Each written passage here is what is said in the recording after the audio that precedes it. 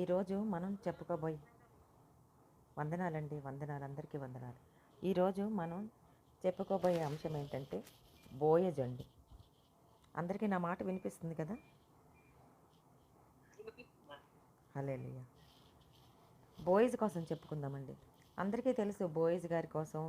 ఎందుకంటే రూతు గ్రంథాన్ని చాలాసార్లు మనం చదివి ఉంటాం. తర్వాత ఎన్నోసార్లు మనం వినే ఉంటాం. కాబట్టి బోయజ్ గారి కోసం మళ్ళీ ఇంకోసారి చెప్పాల్సిన అవసరం లేదు. కానీ కొన్ని విషయాలు మళ్ళీ మనం మాట్లాడుకోవాలని పరిశుద్ధాత్మ ప్రేరేపణ కలిగిన వాళ్ళమై ఈరోజు మనం చెప్పుకుందామండి. బోయజు సల్మోను కుమారుడండి. అయితే ఈయన ఇశ్రాయేలు సమాజంలో గొప్ప సంపద పలుకుబడి పలుకుబడి కలిగిన వ్యక్తిగా మనం చూస్తామన్నమాట. ఈయన గొప్ప భూస్వామి, అంటే చాలా డబ్బున్నవాడండి, చాలా ధనవంతుడు. అయితే ఈయన సన్హెడ్రిన్ సభలో సభ్యుడిగా రబ్బీలు నమ్ముతారనమాట. అందరికీ తెలుసు సన్హెడ్రిన్ సభ అంటే ఆ సభలో ఒక సభ్యుడని చెప్పి రబ్బీలందరూ కూడా నమ్ముతారు. అయితే బోయజు చాలా ఉదారవాదండి, దయగల వ్యక్తిగా గుర్తించబడ్డాడు. చాలా సాఫ్ట్గా ఉంటాడనమాట, చాలా దయగలిగిన వ్యక్తిగా ఉంటాడనమాట. అయితే బోయజుకు నయోమి భర్త ఎలీమెలకు ఉన్నాడు కదండి. నయోమి అంటే దీంట్లో ఎక్కువగా మనకి నయోమి తర్వాత రూతు, బోయజు ఈ ముగ్గురు కూడా బాగా మనకు కనిపిస్తారు. అయితే బోయజు నయోమి భర్త అయిన ఎలీమెలకుకి బంధువండి. ఎలా బంధువుగా ఉన్నాడంటే ఈ బంధుత్వాన్ని బైబిల్ మనకి చెప్పలేదండి.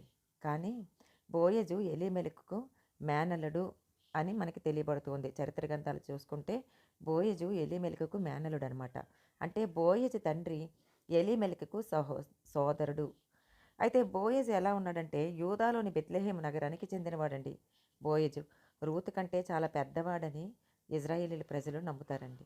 అయితే రబ్బీల ప్రకారం బోయజు రూతును వివాహం చేసుకున్నప్పుడు దాదాపు 80 సంవత్సరాల వయసు గలవాడని చెప్పి చరిత్ర చెప్తూ ఉందన్నమాట. కాకపోతే ఈ వయసు కోసం ఎక్కడ కూడా ప్రస్తావించబడలేదండి. తర్వాత మరియు వీరి వివాహ సమయానికి బోయజ్కి సంతానం ఉన్నట్టుగా కూడా మనం ఎక్కడా కూడా చూడలేదండి. మనకి బైబిల్లో కూడా అది కూడా ప్రస్తావించబడలేదు. అయితే పాత నిబంధన గ్రంథంలో పిల్లలు లేని విధవరాలకి దేవుడు లెవిరేట్ వివాహం అని పిలువబడే ఒక దాని ద్వారా మంచి జీవితాన్ని అందించాలని తెలియజేసినట్టుగా ఉందండి. అంటే ఇశ్రాయేలీ ప్రజల్లో లెవిరేట్ అనే ఒక ధర్మాన్ని, ఒక వేడుకని చేసి ఎవరైతే విధవరాలుగా మారతారో ఆ విధవరాలకి మంచి భవిష్యత్తు ఇస్తారనమాట. అంటే భర్త చనిపోయిన తర్వాత తిరిగి తన తమ్ముడిని మాత్రమే చేసుకోవాలి, అంతేగాని బయట వారిని మాత్రం చేసుకోకూడదండి. అలాగే ఆమె పిల్లల్ని కని చనిపోయిన తర్వాత, అంటే తన భర్త చనిపోయిన తర్వాత భర్త తమ్ముడు ఉంటే ఆ తమ్ముడినే వివాహం చేసుకొని ఆ తమ్ముడికి పిల్లల్ని కని ఆ పిల్లలకి ఎవరైతే చనిపోయాడో ఆ తన యొక్క భర్త యొక్క ఇంటి పేరు మీద ఆ వంశావళిని కొనసాగించాలి. అంతేగాని ఏ యొక్క ఇప్పుడు అంటే ఇప్పుడు ప్రస్తుతం పెళ్లి చేసుకున్న ఆ భర్త యొక్క వంశావళి మాత్రం రాదనమాట. ఎవరైతే చనిపోయాడో ఆ భర్త యొక్క వంశావళి మీద ఈ బిడ్డలు కొనసాగుతూ ఉంటారనమాట. ఎందుకు అనంటే ఇజ్రాయేలీ ప్రజల్లో దేవుడిచ్చిన ఆ యొక్క భర్త యొక్క వంశావళి తుడుపు పెట్టడం దేవునికి ఇష్టం లేదండి. అందుకని ఆ వంశావళి అలా కొనసాగుతూ ఉంటుందన్నమాట. అయితే ద్వితీయోపదేశకాండం 25వ అధ్యాయంలో చెప్పబడినట్లుగా రూతు మరియు బోయజు వివాహం ఈ యొక్క ఇలా జరగలేదండి. ఇందాక నేను చెప్పాను కదా, ఆ దాని ప్రకారం అయితే జరగలేదనమాట. వివ అలా ఎందుకంటే అతను మహ్లోనుకు సోదరుడు కాదు. మనం ఏం చెప్పుకున్నాం, ఇలాగ లెవరేట్ అనే చెప్పి ఆ ధర్మం ప్రకారం లేదంటే ఆ వేడుక ప్రకారం చేస్తే గనక సహోదరుడే పెళ్లి చేసుకోవాలి. కానీ బోయజు సహోదరుడు కాదు. మహ్లోను ఎవరు, రూతు యొక్క భర్త నయోమి యొక్క కుమారుడు మహ్లోనుకు ఇతను సోదరుడు కాదండి. బంధువుగా ఉన్నాడంటే ఒక రిలేటివ్గా ఉన్నాడనమాట. అంతేగాని ఒక అన్నగానో తమ్ముడుగానో మాత్రం లేడు. కాకపోతే మనం ఇక్కడ మరి వీళ్ళిద్దరి వివాహం ఎలా జరిగింది, ఎలాగా వీరు వివాహం చేసుకోవాలని అనుకున్నారు, ఎలా బంధుధర్మం జరపాలని అనుకున్నారు అని అంటే తామారు, మీకు అందరికీ తెలిసే ఉంటుందండి. తామారు సంతానం కోసం తన మామయ్య అయిన యోధా వద్దకు వెళ్ళి సంతానాభివృద్ధి చేసుకున్నట్టుగా మనం ఆదికాండం 38వ అధ్యాయంలో చూస్తామన్నమాట. అటువంటి ఆచారం ఉంది కాబట్టే బంధుధర్మం నిర్వర్తించాలని రూతు కోరినట్లుగా మనం చూడగలం అనమాట. అయితే ఇజ్రాయేలీల సమాజంలో ఇంకొక ఆచారం కూడా ఉందండి. దాన్ని చలిడ్జా అంటారు. చాలిడ్జా చలిడ్జా అనే ఆచారం ఒకటి ఉంది. అది మనకి ద్వితీయోపదేశకాండం 25వ అధ్యాయం 7-10వ వచనంలో కనిపిస్తుంది అనమాట. ఇందులో పురుషుడు తన సహోదరుని భార్యని పెండ్లి చేసుకోకుండా ఉంటే, అంటే ఇప్పుడు ఎవరైనా భర్త చనిపోయాడు ఈ అమ్మాయికి. చనిపోయిన తర్వాత అప్పుడు తన బంధుత్వం ధర్మం చేయాలని చెప్పి ఆమె ఎళ్లి అతన్ని కోరినప్పుడు అవతల వ్యక్తి నేను బంధు ధర్మాన్ని నేను జరపలేను అని నిరాకరించాడనుకోండి. అప్పుడు అతని సహోదరుని భార్య ఊరి పెద్దల దగ్గరికి వెళ్ళాలండి. ఎక్కడుంటారు ఆ ఊరి పెద్దలు? గవిని దగ్గర. ఊరి వెలుపట ఉన్న ఆ ద్వారం దగ్గర అదొక న్యాయపీఠంగా వాళ్ళున్న ఉంచుకొని అక్కడ ఊర్లో ఉండే ప్రజలందరికీ కూడా న్యాయం తీరుస్తూ ఉంటారనమాట. అక్కడికెళ్ళి ఆ ద్వారం దగ్గర ఉన్న పెద్దల దగ్గరికెళ్ళి వాళ్ళేం చేస్తారంటే ఆహ్, ఈ ఈ స్త్రీ అతని మీద ఫిర్యాదు చేయడం చేస్తదనమాట. అలా ఎలా చేస్తదంటే, ఇగో ఇతను నాకు బంధుధర్మాన్ని చేయడానికి నిరాకరిస్తున్నాడు అని చెప్తది. అప్పుడు ఊరి పెద్దలందరూ కూడా ఆ గవని ద్వారం దగ్గరికి అతన్ని పిలిపించి అతనిని అడుగుతారు. "నువ్వు ఈమెని వివాహం చేసుకోవా? ఈమెకి నువ్వు బంధుధర్మం జరిపించవా?" అని అడిగినప్పుడు అతడు గనక నిరాకరిస్తే, "నేను చేసుకోను" అని చెప్పాడనుకోండి, అతని యొద్దకు తన సహోదరుని భార్య వచ్చి అతని కాలి చెప్పు తీసి అతని ముఖం మీద ఉమ్మి వేస్తదండి. ఉమ్మి వేసి తన సహోదరునికి ఇల్లు కట్టని మనిషినికి ఈలాగు జరుగును అని చెప్తదనమాట. అంటే గట్టిగా ఈ మాటలు చెప్తదండి. అతని మొఖం మీద ఉమ్మి వేస్తదండి. అప్పటి నుంచి ఇశ్రాయేలు ప్రజలందరూ కూడా, ఆ ఊరి ప్రజలందరూ కూడా ఏమని చెప్తారంటే, ఇశ్రాయేలులో చెప్పును విప్పిన వాని ఇల్లు అని వానిని పిలుస్తూ ఉంటారనమాట. అయితే రూతు గ్రంథం 3వ అధ్యాయం 4వ వచనం, 7వ వచనం ప్రకారం మనం చూసుకుంటే ఇదంతా కూడా అంటే టైం ఎక్కువ పడతదేమోనని నేనే చెప్పేస్తానండి. మీకందరికీ కూడా బాగా తెలుసు కూడా. అయితే రూతు 3వ అధ్యాయం 4వ వచనం, 7వ వచనం ప్రకారం రూతు బోయజు దగ్గరికి వెళ్తదండి. వెళ్ళినప్పుడు ఆ రాత్రిపూట అతని పాదాల దగ్గర పడుకుంటుంది. ఈ సంగతంతా మనకు తెలిసిందే. అతని పాదాలకు ముసుగు తీసినప్పుడు బంధువు విమోచకుడిగా ఆమెను వివాహం చేసుకోవాలని తన బాధ్యతలు నెరవేర్చడానికి ఆమె అతనికి గుర్తు చేసినట్టుగా మనం చూస్తామండి. ఇదిగో నువ్వు నాకు సమీప బంధువు. నువ్వు నాకు ఈ ఈ బంధు ధర్మాన్ని నాకు నువ్వు చెయ్యాలి, నువ్వు జరపాలి అని చెప్పి రూతు అతన్ని వేడుకున్నట్టుగా, అతన్ని కోరినట్టుగా మనం చూస్తామండి. అయితే అతని పాదాలకున్న ముసుగు తీయడాన్ని ఏమంటారంటే, ఇజ్రాయేలీల ఆచారం ప్రకారం దాన్నే చాలిడ్జా వేడుకకు సూచనగా నమ్ముతారండి. అంటే ఇదొక చాలిడ్జా వేడుక, అతని పాదాలకు ముసుగు తీయడం అని చెప్పి వాళ్ళు నమ్ముతారనమాట. అయితే ఈ సంభాషణ మనం ఇంకొంచెం లోతుల్లోనికి వెళ్ళి ధ్యానించినప్పుడు బంధుధర్మం జరపమని అడిగిన రూతుతో బోయిజ్ ఏమంటాడంటే, నా కుమారి, తప్పకుండా నీవు చెప్పినట్టే నేను చేస్తాను, భయపడకు. ఎందుకంటే రూతుని చూస్తున్నాడండి. ఆమె ఎంత పవిత్రంగా ఉందో, తన పనివారి పట్ల కానీ ఆ చుట్టుపక్కల ఉండే వారి పట్ల కానీ ఎలా ఉందో. తర్వాత రూతు, నీ జనమే నా జనము, నీ దేవుడే నా దేవుడు, నువ్వెక్కడుంటే నేను అక్కడే ఉంటాను, నీ దేశమే నా దేశం, నువ్వెక్కడ చనిపోతే నేను కూడా అక్కడే చనిపోతానని రూతు చెప్పిన మాటలు ఆ ఊరి ప్రజలందరికీ కూడా తెలియబడ్డాయండి. ఆమె మోయాబీయురాలే. ఆమె శాపగ్రస్తమైన ఒక తరానికి చెందిన ఒక ఆహ్, ఒక తరానికి చెందినదే. అయినా సరే ఆమె చెప్పిన మాటలు, ఆమె యొక్క ప్రవర్తన అందరినీ కూడా ఎంతగానో కదిలించిందండి. అందరి హృదయాన్ని కూడా ఎంతగానో తాకిందండి. అలాగే ఎంతోమంది ఆమె పట్ల ఆకర్షితులయ్యారు. ఆమె చెప్పిన మాటల పట్ల ఆకర్షితులయ్యారు. ఆమె చాలా దయ పొందుకుందనమాట. అందుకనే బోయజ్ అంటున్నాడు, బంధుధర్మం జరపమని రూతు అడిగిన వెంటనే బోయజ్ ఏమన్నాడంటే, నా కుమారి, తప్పకుండా నీవు చెప్పినట్లే నేను చేస్తాను, భయపడకు. అయితే నాకంటే నీకు మరొక సమీప బంధువు ఉన్నాడమ్మా. ఆ సమీప బంధువు అతనును ఫస్ట్ నేను విడిపించుకోవాలి. ఒక్కవేళ అతను నిన్ను గాని విడిపించుకోకపోతే ఖచ్చితంగా నేనే నిన్ను విడిపించి నేను వివాహం చేసుకుంటానని చెప్పి దేవుని నామంలో ఆమెకి వాగ్దానం చేశాడండి. అలా వాగ్దానం చేసిన తర్వాత ఆమెని ఆ చీకట్లోనే ఆమెని పంపవేయలేదండి. ఎంత జాగ్రత్త చేస్తున్నాడో, అంటే ఎంత మంచివాడో. అయ్యో! ఈ చీకట్లో ఆమె ఎలా వెళ్తది?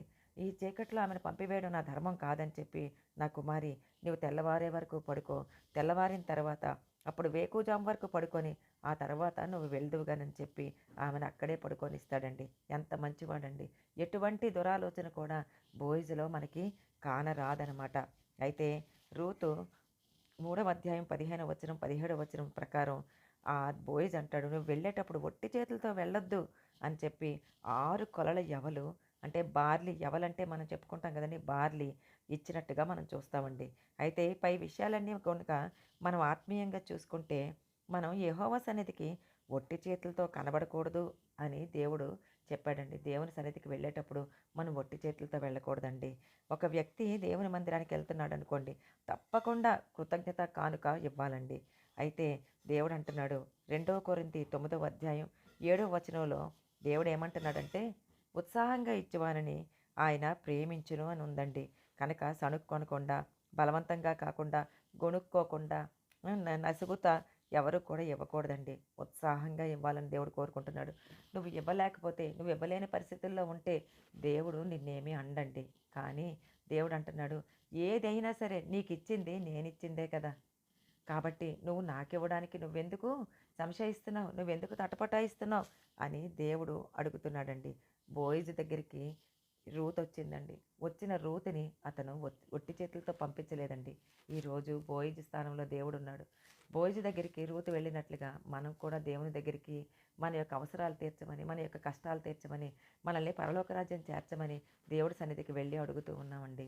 అయితే దేవుడు అంటున్నాడు, ఇదిగో నిన్ను ఒట్టి చేతులతో నువ్వు నా దగ్గరికి వచ్చావు కదా, నేను నిన్ను ఒట్టి చేతులతో పంపివేయనని చెప్పి దేవుడు అడుగుతున్నాడు. అయితే దేవుని సన్నిధికి నువ్వు వెళ్తున్నప్పుడు నువ్వు ఎలా వెళ్తున్నావు? అనాలోచితంగా వెళ్ళకూడదు. దేవుని సన్నిధికి కృతజ్ఞత కలిగి వెళ్ళాలి. కృతజ్ఞతాస్తుతులతో వెళ్ళాలి. అలాగే కృతజ్ఞత కలిగి ఆయనకి అర్పణలు తీసుకొని వెళ్ళాలని చెప్పి దేవుని వాక్యం చెప్తూ ఉందండి. అదే ఫిలిప్పీలకు పౌలు గారు రాసిన పత్రిక 4వ అధ్యాయం 19వ వచనంలో ఒక మాట ఉందండి. కాగా దేవుడు తన ఐశ్వర్యం చొప్పున క్రీస్తు యేసునందు మహిమలో మీ ప్రతి అవసరమూ తీర్చును. దేవుడు తన ఐశ్వర్యవంతుడండి. ఆయన ఐశ్వర్యం చొప్పున దేవుడు మనకి ఏంటంటే క్రీస్తు యేసునందు మహిమలో మన ప్రతి అవసరం తీర్చుతాడండి. ఆయన మీ కొన్ని అవసరాలు తీర్చుతానని అనలేదండి ఇక్కడ. మీ ప్రతి అవసరము తీర్చును అని ఇక్కడ రాయబడి ఉందనమాట. అంటే మనకి ఏదైతే అవసరం ఉందో నువ్వు నమ్మిన కొలది, నువ్వు నమ్మాలని దేవుడు అంటున్నాడు. దేవుని దగ్గరికి వస్తున్నావు, మనం ఎన్నో అవసరాలు దేవుని దగ్గర పెడుతున్నామండి. కానీ కొన్ని అవసరాలు మాత్రమే మనం నమ్ముతున్నాం. దేవుడు ఇవి మాత్రమే తీర్చగలడని మనం నమ్ముతున్నాం. కొన్ని అవసరాలు తీర్చలేడని నమ్ముతున్నామండి. ఎందుకంటే చాలా చాలా రోజులుగా, చాలా సంవత్సరాలుగా మనం మన బిడ్డల వివాహాల కోసం చేస్తున్నాం. మన బిడ్డల యొక్క ఉద్యోగాల కోసం చేస్తున్నాం. మన ఆర్థిక పరిస్థితులు మార్చబడాలని, మన ఆర్థిక పరిస్థితులు మెరుగుపరచబడాలని ప్రార్థన చేస్తున్నాం. మన కుటుంబ వ్యవస్థ మార్చబడాలని, మన బిడ్డలు దేవునిలోకి రావాలని, మన కుటుంబం అంతా కూడా మారు మనసు పొందాలని, రక్షణలోకి రావాలని మనం ప్రార్థన చేస్తున్నామండి. కానీ అవన్నీ కూడా కొన్ని మాత్రమే మన జీవితంలో జరుగుతున్నాయి అని అంటే మనం కొన్ని వాటిని మాత్రమే మనం నమ్ముతున్నామండి. ఇక్కడ దేవుడు అంటున్నాడు ఆయన చాలా ఐశ్వర్యవంతుడు. ఆయన ఐశ్వర్యం చొప్పున క్రీస్తు యేసునందు మీరు ఏది అడిగితే అది మీ ప్రతి అవసరాన్ని కూడా నేను తీర్చుతానని దేవుడు అంటున్నాడండి. మనం దేవుని సన్నిధికి వచ్చి వాక్యానికి మన హృదయాన్ని తెరిచి మన హృదయాన్ని దేవుడి సన్నిధిలో కుమ్మరించినప్పుడు ఆయన మనల్ని ఒట్టి చేతులతో పంపివేసే దేవుడైతే కాదండి. ఖచ్చితంగా ఖచ్చితంగా ఈ లోకానుసారమైన ఒక బోయజే, ఒక మనిషే ఆ రూతుని ఒట్టి చేతులతో పంపివేయకుండా ఆమెకి నిండుగా తన యొక్క సమృద్ధి చొప్పున ఇచ్చి తనకి పంపించినప్పుడు దేవుడైతే సకల సమృద్ధి కలిగిన వాడండి. సకల ఐశ్వర్యవంతుడండి. ఆయన తన సమృద్ధి చొప్పున మనకి సమస్తాన్ని కూడా ఇచ్చి పంపిస్తాడండి. ఆయన మనకి ఒట్టి చేతులతో పంపివేసే దేవుడు కాదండి. అయితే రిచర్డ్ వుర్మ్ బ్రాండ్ అనే ఒక ఆయన అంటున్నాడు. ఏమని అంటున్నాడంటే, నేను యూదుడిని, అలాగే యేసు ప్రభు కూడా ఒక యూదుడే. అయితే నేను బిజినెస్ మ్యాన్ని, యేసు ప్రభు కూడా బిజినెస్ మ్యానే. కాకపోతే నేను లోకానుసారమైన బిజినెస్ మ్యాన్ని. యేసు ప్రభు మాత్రం దయ, జాలి కలిగిన ఒక మంచి కనికరం కలిగిన ఒక బిజినెస్ మ్యాన్ అని చెప్పి అతను చెప్తూ ఉన్నాడండి. ఎందుకు అనంటే ఆయన అంటే యేసు ప్రభు తన పార్ట్నర్కి నష్టం వచ్చే పని ఎప్పుడు కూడా చేయడు. అవతల వ్యక్తి తనని నమ్మాడనుకోండి, తన యొక్క ఆ బిజినెస్లో ఆ యొక్క పార్ట్నర్కి ఎటువంటి నష్టం కూడా వాటిల్లకుండా చూస్తూ ఉంటాడండి. ఎవరైనా ఏమైనా ఇస్తే వెంటనే ఆయన నీకు ఏదైనా ఇచ్చే వరకు కూడా ఊరుకోడండి. దీవెనలతో నిన్ను నింపి పంపిస్తాడని చెప్పి ఆయన రాస్తూ ఉన్నాడనమాట. రెండవదిగా ఇక్కడ బోయజు రూతుకి 6 కొలల యవలు అంటే బార్లీ ఇచ్చినట్టుగా మనం చూస్తాం. అయితే 6 అనే ఆ యొక్క సంఖ్య బైబిల్ గ్రంథంలో ముగింపుకు గుర్తుగా ఉందండి. 6 రోజులు పనిచేసి 7వ దినాన దేవుడు విశ్రాంతి తీసుకున్నట్టుగా, 7వ దినాన్ని విశ్రాంతి దినంగా పరిగణించినట్టుగా మనం చూస్తామండి. అలాగే 6 రాతి బాణల నీటిని దేవుడు యేసుప్రభు ద్రాక్షారసంగా మార్చాడనమాట. అయితే రూత్ ఏం చేసిందంటే తన చేయవలసిన పనంతా కూడా చేసింది. ఏం చేసింది? ఆమె బోయస్ దగ్గరికి వచ్చింది. బోయజ్ దగ్గరికి వచ్చి తను చెప్పవలసిందంతా చెప్పింది. తన ప్రవర్తన అంతా కూడా తన దగ్గర చూపించింది. ఆమె ఇదిగో నాకు ఇలా ఉంది, నా పరిస్థితి ఇలా ఉంది, కాబట్టి నువ్వు ఖచ్చితంగా నాకు బంధుధర్మం జరిగించాలని చెప్పిందండి. ఇంకా ఆమె చేయవలసిందంతా చేసేసింది. ఇంకా చేయబోయేది ఎవరు అని అంటే బోయజ్ మాత్రమే. ఏడవదిగా వేరొక వ్యక్తి బంధుధర్మం జరుపుతాడమ్మా. నీకొక బంధువు ఉన్నాడు. ఆ సమీప బంధువు కూడా అతను నీకు బంధుధర్మం జరిగించాలి. ఒకవేళ అతను గనక నీకు బంధుధర్మం జరిపించకపోతే నేను నీకు బంధుధర్మం జరిగిస్తానని చెప్పి బోయజు వాగ్దానం చేశాడండి. నువ్వు విశ్రాంతిలోనికి వస్తావు. ఇగో ఏడవదిగా నువ్వు విశ్రాంతిలోనికి వస్తావమ్మా. నేను నీకు విశ్రాంతి చేస్తానమ్మా. అతను గనక విశ్రాంతి నీకు ఇవ్వకపోతే, అతను నిన్ను మంచి జీవితంలోకి, మంచి భవిష్యత్తులోనికి తీసుకొని రాకపోతే నేను నీకు తీసుకొస్తానని చెప్పి దానికి ముంగుర్తుగా 6 యవల యవలను ఆయన ఇచ్చినట్టుగా మనం చూస్తామండి. అయితే రోమీయులకు రాసిన పత్రికలో పౌలు గారు అంటాడు కదా, 4వ అధ్యాయం 21వ వచనం ప్రకారం, వాగ్దానం చేసిన దానిని దేవుడు నెరవేర్చుటకు సమర్థుడు మరియు శక్తిమంతుడు.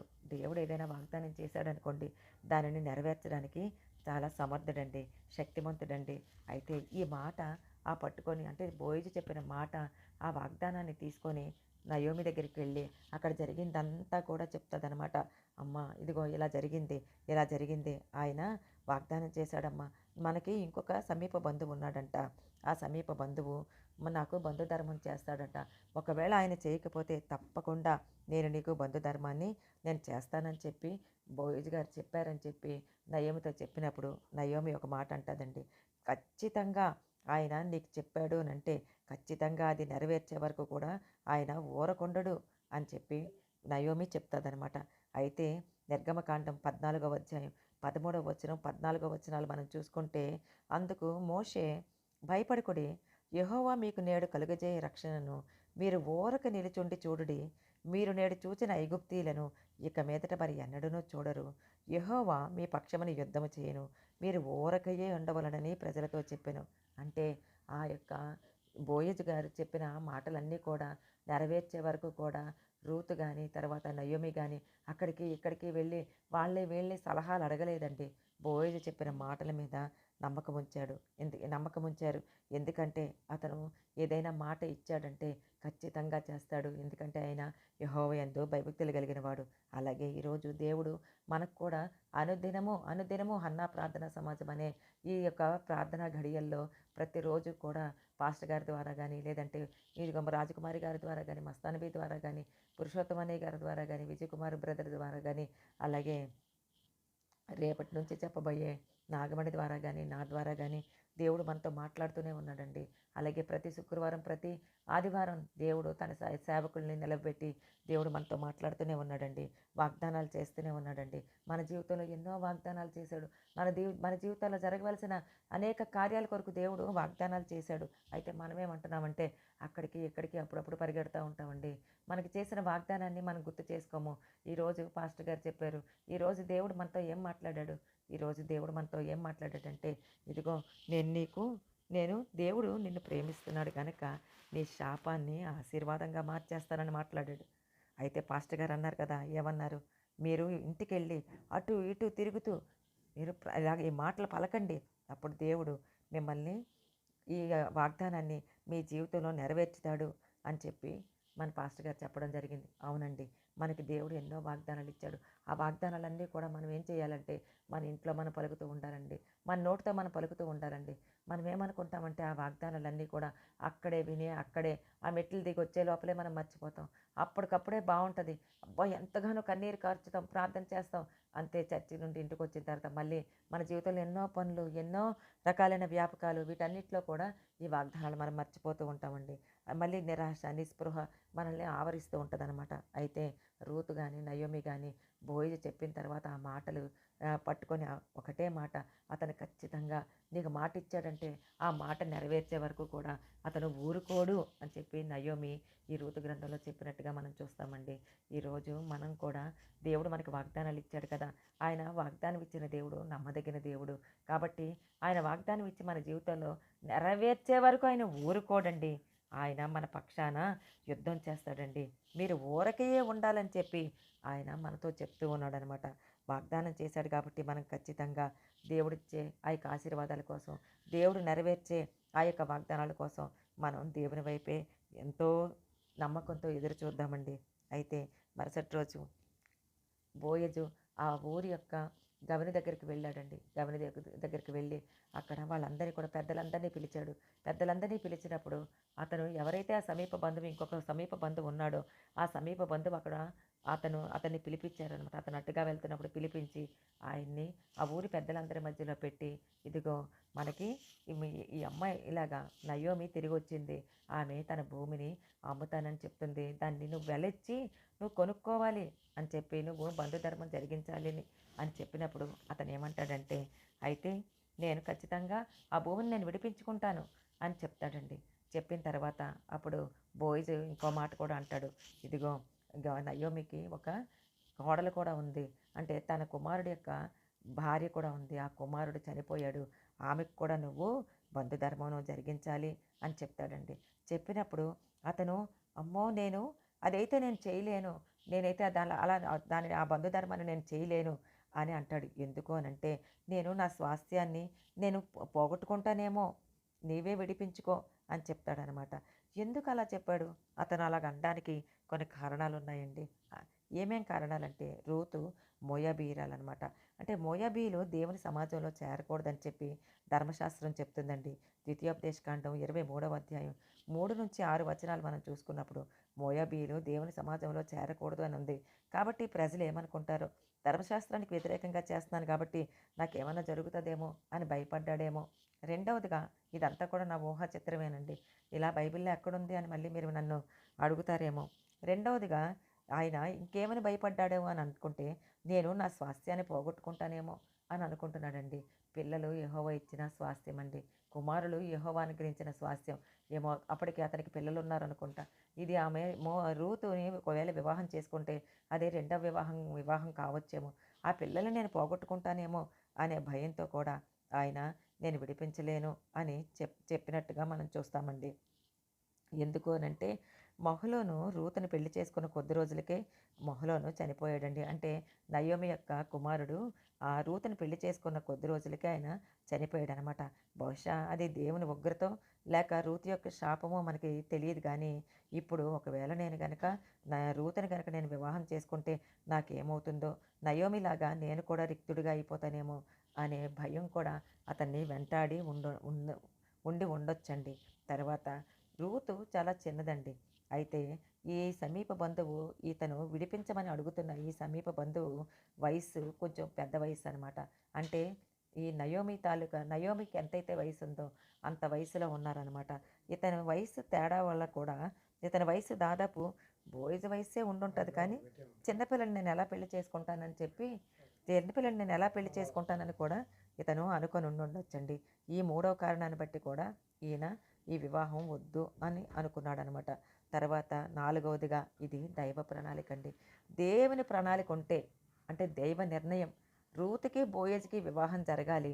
వీళ్ళలోంచి యేసుక్రీస్తు వంశావళి రావాలి. యేసుక్రీస్తుని రక్షకుడు వీళ్ళ వంశావళిలోండి మనకి ఈ భూమి మీదకి రావాలని దేవుడు ముందుగానే నిర్ణయించాడు. కాబట్టి ఈ దైవ ప్రణాళిక ప్రకారం దైవ నిర్ణయం ప్రకారం ఈయన నాకొద్దు, నేను విడిపించుకోలేను అని చెప్పినట్టుగా కూడా మనం చూస్తామండి. రూతు నీతిమంతురాలు.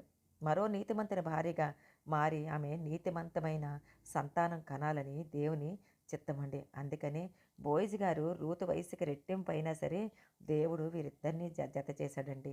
దేవుడు మన సృష్టికర్త. మనల్ని చేసి సృష్టిని నడిపించే మన దేవుడండి. మన సర్వశక్తిమంతుడండి. ఎవరిని ఎలా నడిపించాలో, ఎవరిని ఎలా ముందుకు సాగింపచేయాలో, ఎవరిని ఎలాగా అభివృద్ధి చెందించాలో, ఎవరిని ఎలా ఫలభరితం చేయాలో ఈరోజు మన దేవుడికి తెలుసండి. ఈరోజు పాస్టర్ గారు ఒక మాట చెప్పారు కదా, మేము ఎలా ఉండేవాళ్ళం, మేము ఎంత కష్టపడ్డామో, మేము ఎంత కన్నీళ్ళు కార్చామో, మాకు ఎలాంటి పరిస్థితులు ఉన్నాయో ఈరోజు మనకి వాక్యంలో వివరిస్తూ చెప్పారు. అప్పుడు ఎంతో బాధ అనిపించింది, ఎంతో ఏడుపు వచ్చింది. కానీ ఇదిగో ఒక్క ప్రమోషన్ దేవుడు మమ్మల్ని స్థితికి తీసుకొచ్చాడు. ఈరోజు మమ్మల్ని మీ ముందు నిలబెట్టాడు. దేవునికి తెలుసండి, ఆయన మనల్ని సృష్టించిన సృష్టికర్త. మన జీవితంలో ఎప్పుడు మనల్ని షిఫ్ట్ చేయాలో, ఎప్పుడు మనకి ప్రమోషన్ ఇవ్వాలో, ఎప్పుడు మనల్ని హయ్యెస్ట్ ఉన్నతమైన స్థానంలో నిలవబెట్టాడో ఆయనకి తెలుసు. అందుకనే ఆయన బలిష్టమైన చేతి కింద మనం దీన మనస్కులుగా ఉండాలని కోరుకుంటున్నాడండి. తగిన సమయమందు మనల్ని హెచ్చించాలని దేవుడు కోరుకుంటున్నాడు. రూతు ఎక్కడ మోయాబీయురాలండి. ఆమె వచ్చిన స్థితి చూస్తే ఎంతో దయనీయమైన పరిస్థితులు ఆమె వచ్చింది. అలాంటి ఆమెను బోయజు లాంటి గొప్ప వ్యక్తితో, ఉన్నతమైన వ్యక్తితో, గొప్ప భూస్వామితో, ఉదారమైన వ్యక్తితో, దయగలిగిన వ్యక్తితో, ప్రేమ కలిగిన వ్యక్తితో చాలా శ్రద్ధగా ఉన్నాడండి రూతు పట్ల బోయజు. అలాంటి శ్రద్ధ కలిగిన వ్యక్తితో ఆమె పట్ల, ఆమె కార్యాల పట్ల ఎంతో గొప్ప ఆసక్తి కలిగిన వాడే. ఆమె ఆమె కార్యాలని జాగ్రత్తగా, శ్రద్ధగా చేసే ఒక వ్యక్తిగా మనకి కనిపిస్తూ ఉన్నాడు. అలాంటి బోయజు గారినిచ్చి దేవుడు ఆమెకి వివాహం చేశాడండి. ఎంత గొప్ప విషయం కదా! రూతు దేవుని కోసం ఎన్నో కష్టాలు పడింది. ఆమె తన జీవితంలో ఎన్నో కష్టాలు పడింది. ఎన్నో నిందలు పడింది. దేవుని కోసం నిలబడిందండి. నీవు కూడా ఈరోజు కష్టాలు పడుతున్నావా? నిందలు పడుతున్నావా?